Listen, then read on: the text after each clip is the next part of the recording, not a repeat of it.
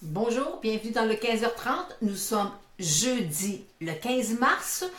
Une semaine quand même volatile dans le sens que le marché monte, mais on constate que le 25 000 sur le Dow Jones, c'est une petite résistance qui est presque infranchissable. Alors, et n'oubliez pas que nous sommes présentement à la mi-mars.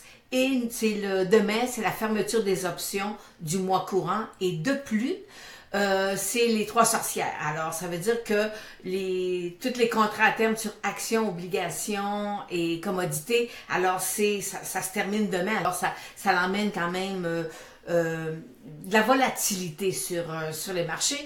Mais moi, je suis allée voir où étaient mes options présentement, puis je peux vous dire que présentement, le 25 000 points sur le Dow Jones, il y a du stock là. Ça serait assez surprenant là, qu'on bouge là, un peu au-dessus, un peu en dessous, mais je pense que le 25 000 est un point assez... je pense qu'on va avoir peut-être la difficulté à le passer. Alors, je vais aller vous mettre le Dow Jones, une capture d'écran que j'ai faite il y a de ça environ peut-être 15 minutes. Présentement, le Dow Jones est en hausse de 148 points. Et là, voyez-vous, là, on est à un point d'inversion. Alors, ça passe par en haut, ça passe par en bas, parce que là, on approche de notre apex. Fait qu'il faut, à un moment donné, il faut que ça sorte. Alors, ce qui pourrait arriver, ce qui pourrait invalider le triangle qu'on a présentement sur le Dow Jones, c'est qu'on aurait un déplacement dans un couloir latéral et à ce moment-là, l'apex serait touché et notre cible plus de 3000, moins de 3000, ça serait possiblement là, ça serait invalidé. Alors, mais c'est ça, les fameux triangles isocèles, c'est la pire figure technique dans toute l'histoire toute l'historique là avec les probabilités, c'est la pire figure technique. Alors à leur ratio là une fois sur deux. Alors c'est pas alors c'est fait qu'il faut on va voir demain comment le marché va réagir. J'ai terminé la formation sur la technique point and figure et j'ai terminé j'ai fait le volet j'ai analysé les 20 titres à peu près du Dow Jones et avec des cibles à la hausse, des cibles à la baisse, il y en avait, tout ça. Alors, fait que j'ai quand même un scénario là, quand même là, assez probable là, sur la tendance du marché là, fait qu'on devrait voir là, d'ici quelques semaines là, si le scénario devrait se réaliser. Alors, fait qu'on présentement on est en hausse de 141 points à 24 900 sur le Dow Jones et le TSX on est en hausse de 17 points à 15 671. Alors, le TSX c'est ceux qui bougent un peu moins que le Dow Jones, là, mais on est plus lié avec les commodités. Alors, allons voir maintenant, je vais continuer avec le Dow Jones et le point, voyez-vous, qui est, c'est la moyenne mobile 50 jours sur le Dow Jones, qui est quand même assez plate. Alors, fait que là, il va sortir hors de son triangle fait que puis vous savez que l'institutionnel plus, c'est un point de repère pour eux, la moyenne mobile 50 jours. Alors, fait qu'il faut faire, je pense que c'est le marché, les gens sont prudents, disons, ok? Écoutez, on monte depuis 2009. Est-ce que c'est catastrophique? La réponse, c'est non.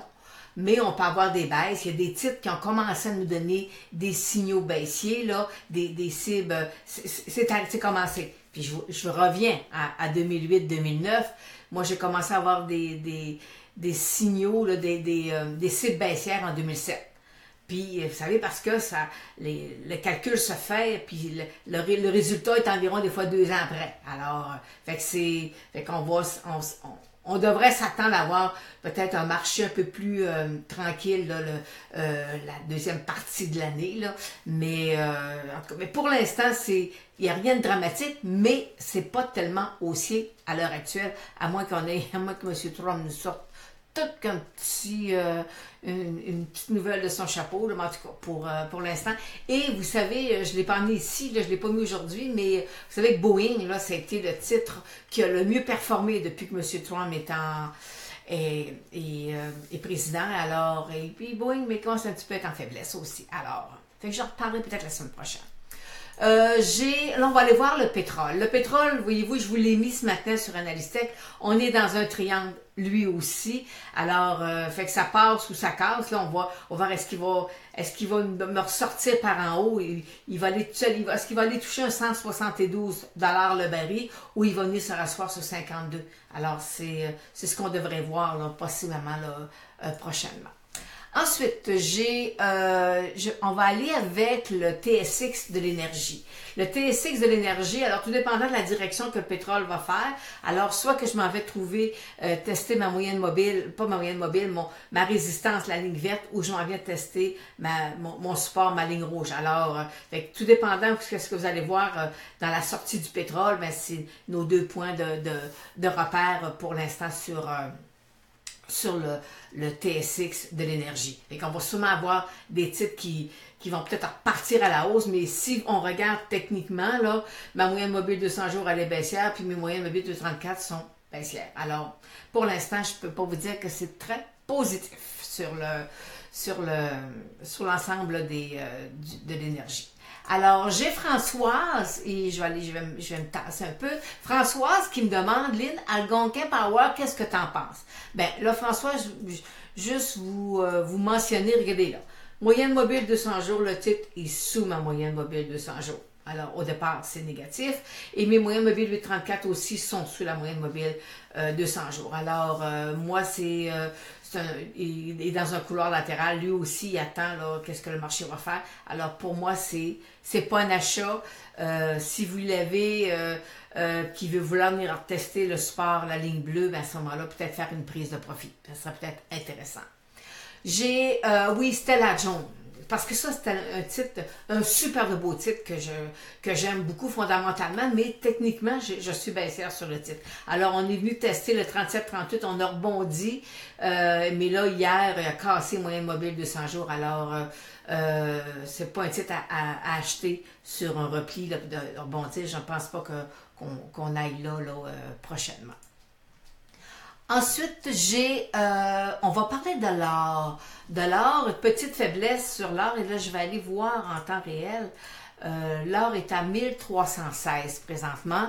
Alors, voyez-vous, j'ai un support là, à 1310, là.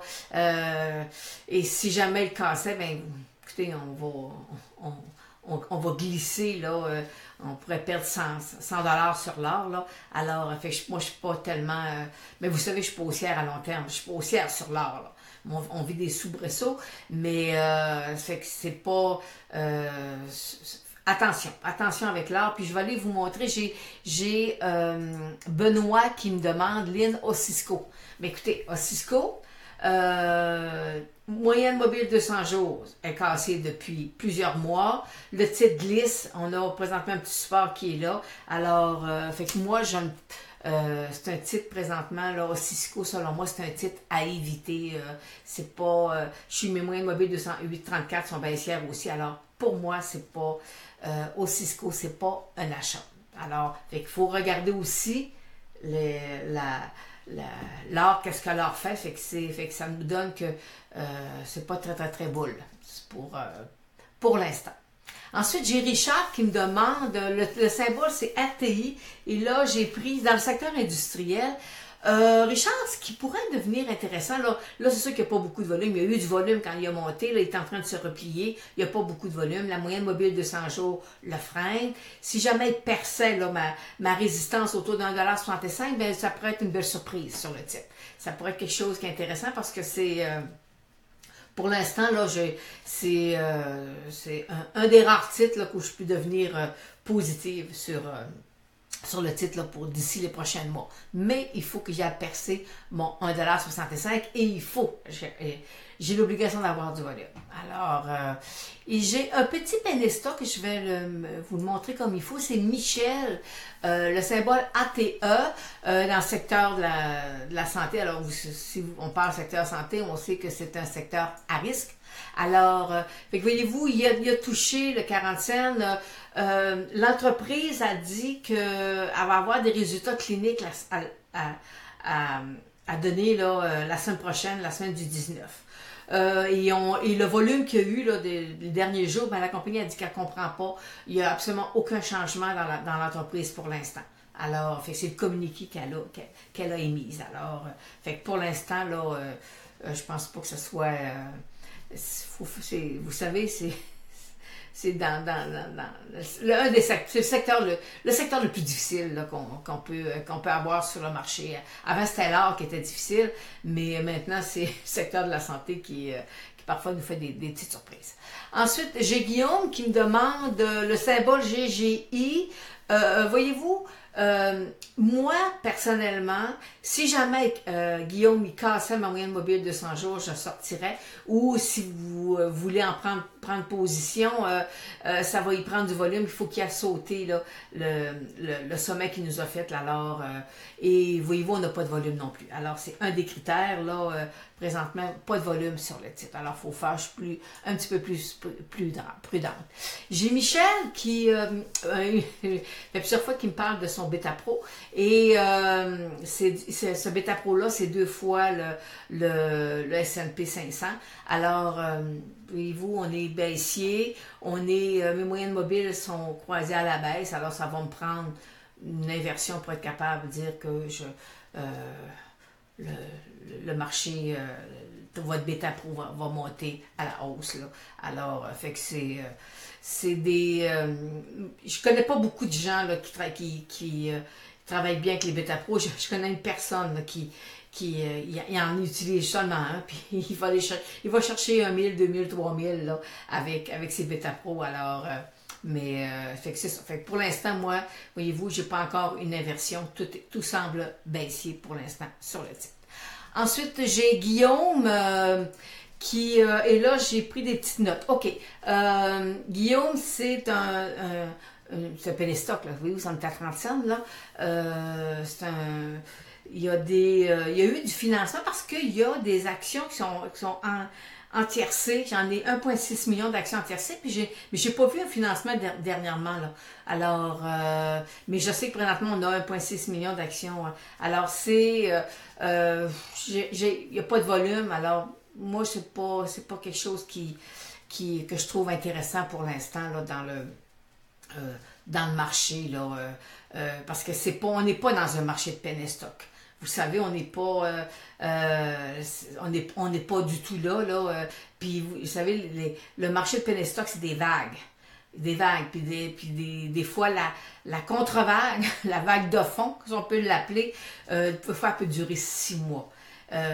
Parfois, ça dure 2 mois, on monte, on descend pendant 2 mois de temps, puis il y a un changement, mais parfois, ça peut durer jusqu'à 6 mois. J'ai vu jusqu'à 6 mois, c'est très long. Alors, fait que là, présentement, on n'est pas dans un secteur on n'est pas dans le marché de penny stock du tout. Alors, fait qu'il faut y aller là, faut y aller prudemment. Alors, on va aller voir qu'est-ce que le marché, il termine présentement. Voyez-vous, on est à 15 minutes avant la fermeture des marchés. On est toujours en hausse de 141 points sur le Dow Jones et le TSX, on est à 4 points à la hausse. Alors, c'est négligeable, là. Alors, fait que demain, n'oubliez pas, la fermeture des options, c'est les 3 sorcières. Alors, c'est, selon moi, le 25 000 points. Sur le Dow Jones, ça sera notre point pivot pour la journée de demain, monter au-dessus, monter en dessous, parce que quand je regarde mes options, c'est là que se trouve présentement l'ensemble des options sur le Dow Jones. Alors, c'est ce qui termine aujourd'hui le 15h30. Merci pour vos suggestions de titres. Alors, j'attends vos prochains symboles et après ça, on se revoit la semaine prochaine et je vous souhaite un bon week-end d'ici là. Alors, à la prochaine.